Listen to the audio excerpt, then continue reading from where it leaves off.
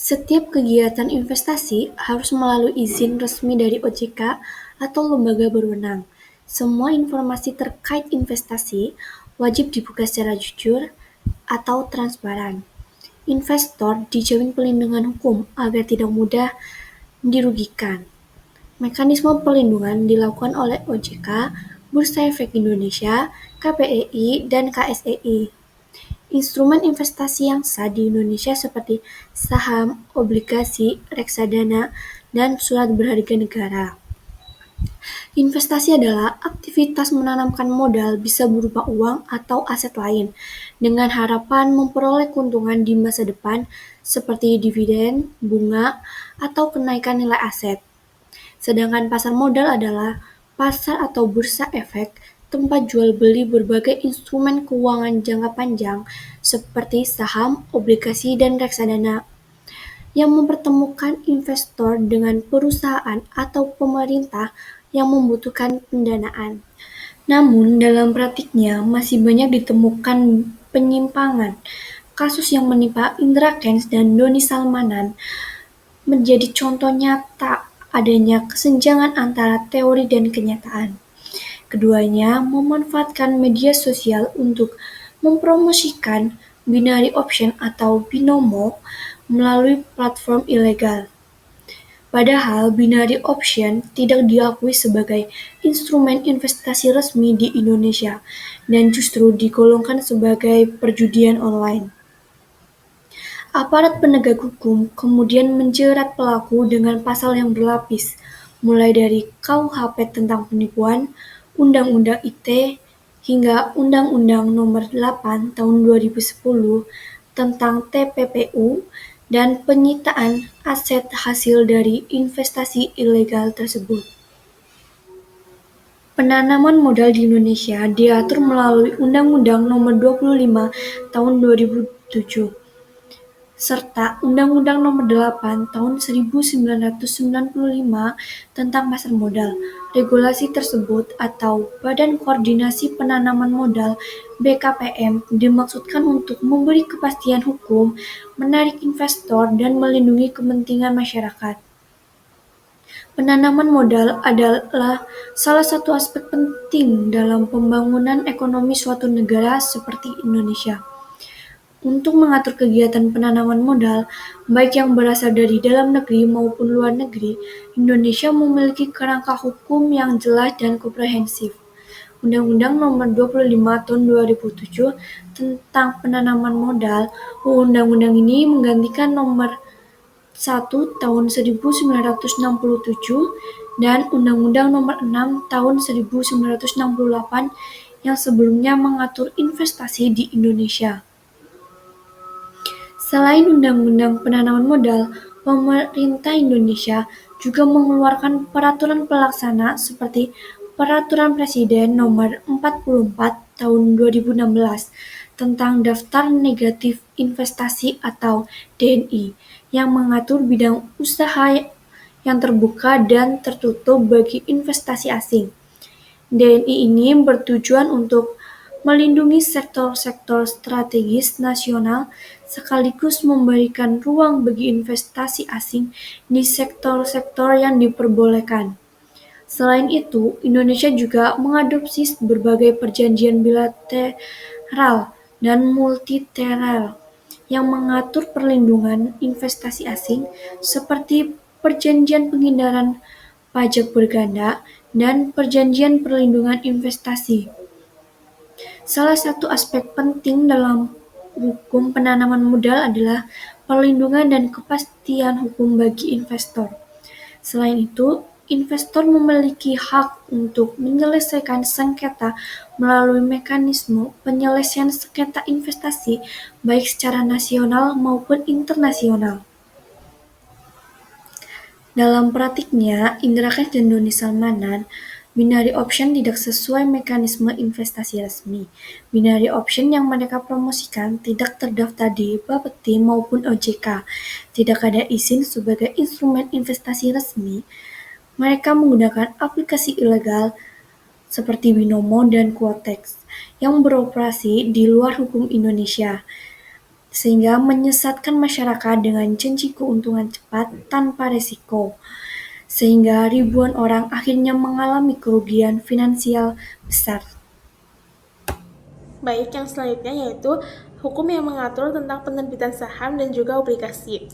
Berdasarkan pasal 14 angka 1 UU P2SK yang mengubah pasal 1 angka 10 UU Perbankan, surat berharga adalah surat pengakuan utang, wesel, saham obligasi, sekuritas, kredit, atau setiap derivikasinya.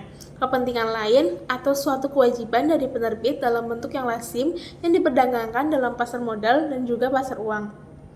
Berdasarkan Undang-Undang Nomor 8 Tahun 1995 tentang Pasar Modal atau UUPM, efek adalah surat berharga, yaitu surat pengakuan utang, surat berharga komersial, saham, obligasi, tanda bukti utang, unit pernyataan kontrak investasi kolektif, kontrak berjangka atas efek, dan setiap verifikasi dari efek. Obligasi adalah surat utang yang diterbitkan oleh entitas, baik itu perusahaan maupun pemerintah, dengan menjanjikan pembayaran kembali sejumlah uang yang dipinjam dalam jangka waktu tertentu beserta bunga yang telah disepakati.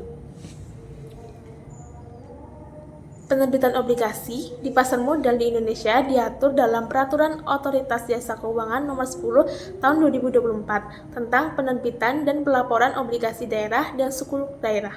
Persyaratan yang harus dipenuhi oleh perusahaan yang ingin menerbitkan obligasi menurut Peraturan OJK Nomor 10 Tahun 2024 antara lain, yang pertama, perusahaan harus terdaftar dan berbadan hukum yang sah. Yang kedua, perusahaan harus memiliki laporan keuangan yang sudah diaudit oleh auditor independen dan memenuhi ketentuan yang ditetapkan oleh Otoritas Jasa Keuangan atau OJK. Yang ketiga, perusahaan harus menyusun prospektur yang memuat informasi yang jelas dan transparan mengenai tujuan penerbitan obligasi, profit resiko, penggunaan dana, serta hak dan kewajiban bagi pemegang obligasi. Yang terakhir, setelah persyaratan administratif dipenuhi, perusahaan dapat mengajukan permohonan penerbitan obligasi kepada OJK. Kemudian, OJK melakukan evaluasi dan memberikan persetujuan atau penolakan terhadap permohonan tersebut. Jika disetujui, perusahaan dapat melaksanakan penerbitan obligasi melalui mekanisme penawaran umum dan private placement. Dalam pasar modal, salah satu hal yang sangat fundamental adalah perlindungan terhadap investor. Di Indonesia sendiri, hal ini diatur dalam Undang-Undang Nomor 8 Tahun 1995 tentang pasar modal. Undang-undang ini menegaskan bahwa setiap perusahaan penerbit saham maupun obligasi memiliki kewajiban untuk menyampaikan informasi yang benar, transparan, dan tidak menyesatkan. Tujuannya agar investor dapat mengambil keputusan investasi berdasarkan data yang akurat. Selain itu, perusahaan juga diwajibkan melaporkan kondisi keuangan dan operasional secara berkala. Mekanisme ini menjadi bentuk tanggung jawab sekaligus upaya menjaga transparansi pasar sehingga risiko kerugian bagi investor dapat diminimalkan. Sebagai perbandingan, kita dapat melihat kasus binary option seperti Binomo dan Quotex. Instrumen ini jelas tidak sah di Indonesia karena tidak pernah melalui proses legal seperti pengajuan prospektus ke OJK maupun Bapepti. Namun, mereka dipasarkan secara gencar melalui media sosial dengan iming-iming keuntungan cepat dan tanpa risiko besar. Padahal, mekanismenya lebih menyerupai perjudian daripada investasi. Sebab hasil transaksi mereka sering dikendalikan oleh platform, bukan murni mekanisme pasar. Dampaknya, banyak masyarakat yang mengalami kerugian besar dan tidak memperoleh perlindungan hukum. Nah, di kasus ini menunjukkan betapa pentingnya regulasi dan pengawasan dari pasar modal untuk melindungi investor dari praktik yang merugikan. Yang selanjutnya ada mekanisme perdagangan surat berharga di pasar modal. Dalam pasar modal terdapat dua jenis perdagangan surat berharga. Yang pertama adalah pasar perdana, yaitu saat perusahaan untuk pertama kalinya menjual saham atau obligasi kepada publik melalui initial public offering atau IPO. Kedua adalah pasar sekunder, yaitu transaksi jual beli surat berharga antar investor setelah IPO berlangsung. Prinsip utama yang dijunjung adalah keterbukaan informasi dan transparansi harga serta kondisi perusahaan. Artinya, setiap informasi terkait emiten maupun harga saham harus tersedia secara jelas. Yang kedua yaitu transparansi, yang artinya harga saham atau obligasi ditentukan oleh mekanisme pasar, yaitu supply and demand, bukan oleh keputusan sepihak. Yang ketiga yaitu perlindungan hukum, di mana dengan adanya regulasi serta pengawasan yang ketat, investor terlindungi dari praktik manipulasi maupun penipuan, sehingga perdagangan di pasar modal dapat berlangsung secara adil, sehat, dan terpercaya. Kemudian kita akan bahas mengenai studi kasus binary option. Nah, kenapa sih kita mesti bahas studi kasus binary option? Nah, dulu kan masyarakat Indonesia tuh mengira bahwa ini tuh sama seperti investasi atau trading di pasar modal. Namun sebenarnya itu sangat berbeda. Nah, kira-kira apa aja berbedanya? Yang pertama itu, binary option itu tidak memiliki mekanisme perdagangan yang jelas. Kalau pasar modal resmi itu terdapat pasar primer, pasar sekunder. Nah, binary option ini tidak memiliki mekanisme tersebut gitu.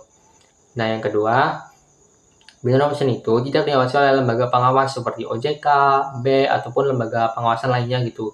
Jadi di sana itu tidak adanya regulasi ataupun perlindungan hukum bagi investor. Nah, apabila investor suatu saat dirugikan itu mereka tidak bisa menuntut karena tidak adanya dasar hukum ataupun hal-hal tersebut. Nah, kemudian yang ketiga, sistem tradingnya itu diatur oleh platform ilegal seperti Binomo, Kotex, atau dan kata lain diatur sepihak lah. Nah, karena diatur sepihak, jadi mereka itu dengan mudah bisa mengatur sesuai kepentingan mereka sendiri gitu. Nah, akibatnya apa? Akibatnya itu harga pasar itu bisa gampang dimanipulasi gitu. Jadi harga yang terlihat di layar itu belum tentu harga pasar yang nyata gitu. Nah, yang kedua, investor itu tidak bisa memverifikasi kebenaran tentang harga pasar gitu. Nah, karena mereka cuma mendapatkan informasi dari platform, namun mereka tidak memiliki akses untuk mengetahui kondisi harga nyatanya gitu. Nah, akibatnya itu tentunya banyak investor yang akan mengalami kerugian. Nah, sedangkan pihak platform ataupun afiliator itu mereka akan untung gitu. Seperti kasus Indra Kents dan Doni Salmanan yang sempat viral, kalian tahu kan? Nah, mereka itu memanfaatkan sistem binary option. Jadi mereka itu mengajak orang lain untuk ikut dengan iming-iming tertentu, dan namun pada akhirnya mereka itu akan mengalami kerugian gitu. Sedangkan si Indra Kents dan Doni Salmanan ini mereka akan meraup keuntungan gitu.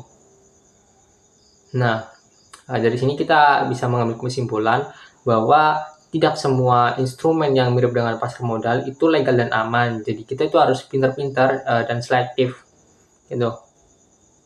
Nah, setelah kita berbicara mengenai studi kasus binary option, hal itu tuh tidak lepas dengan kaitannya pengawasan gitu. Nah, pengawasan pasar modal di Indonesia sendiri itu dilakukan oleh OJK. Nah, apa sih itu OJK? Jadi OJK atau Otoritas Jasa Keuangan menurut Undang-Undang Nomor 21 Tahun 2011 merupakan lembaga yang dibentuk untuk menggantikan sebagian fungsi pengawasan Bank Indonesia. Nah, jadi OJK itu memiliki kewenangan penuh dalam mengatur dan mengawasi sektor jasa keuangan, termasuk perbankan, pasar modal, dan lembaga keuangan non-bank.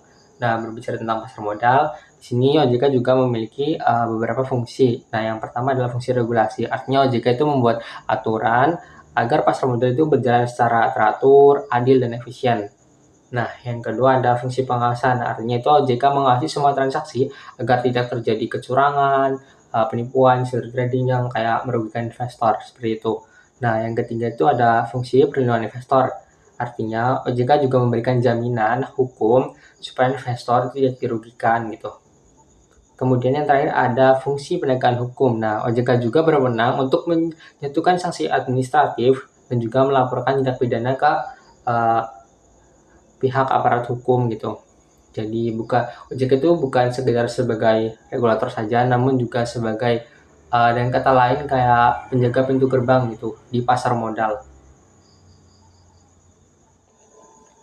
Nah, sekarang kita akan membahas kaitannya dengan studi kasus tentang binary option yang tadi dengan OJK. Nah, kenapa sih dulu binary option sempat stand di Indonesia? Nah, itu karena dulu OJK itu kesulitan mengawasi platform-platform ilegal seperti Binomo, Kotex, karena itu server mereka berada di luar negeri. Nah, dari kasus Indra Kents dan Dodi Salmanan ini bisa disimpulkan bahwa pengawasan investasi di dunia digital Indonesia itu masih lemah. Nah, apa sih yang bisa dilakukan OJK untuk meminimalisir kasus-kasus tersebut terjadi kembali gitu? Yang pertama mungkin OJK memperkuat literasi keuangan agar masyarakat dapat membedakan antara investasi legal dan ilegal. Nah, yang kedua itu OJK bisa bekerja sama dengan SWI atau Satgas Waspada Investasi untuk memblokir aplikasi atau web investasi ilegal. Nah, yang ketiga, OJK juga bisa melibatkan platform sosial media lain seperti YouTube, Instagram, TikTok untuk memblokir para akun-akun afiliator investasi ilegal tersebut karena biasa mereka itu mempromosikan dagangannya itu di platform tersebut gitu. Jadi kesimpulan dari penyampaian kami dari awal sampai akhir adalah investasi harus dilakukan secara legal, transparan, memiliki dasar hukum yang jelas, serta melindungi kepentingan investor. Instrumen investasi yang sah diatur dalam Undang-Undang Nomor 25 Tahun 2007 tentang penanaman modal dan juga Undang-Undang Nomor 8 Tahun 1995 tentang pasar modal, serta diawasi oleh OJK dan Bursa Efek Indonesia. Namun, kasus Indra Kents dan Dodi Salmanan membuktikan bahwa adanya kesenjangan antara praktik dan teori. Nah, tindakan mereka dapat dijerat dengan KUHP pasal 378 dan 372 serta UU ITE, UU Perdagangan Berjangka Komoditi, serta UU TPPU.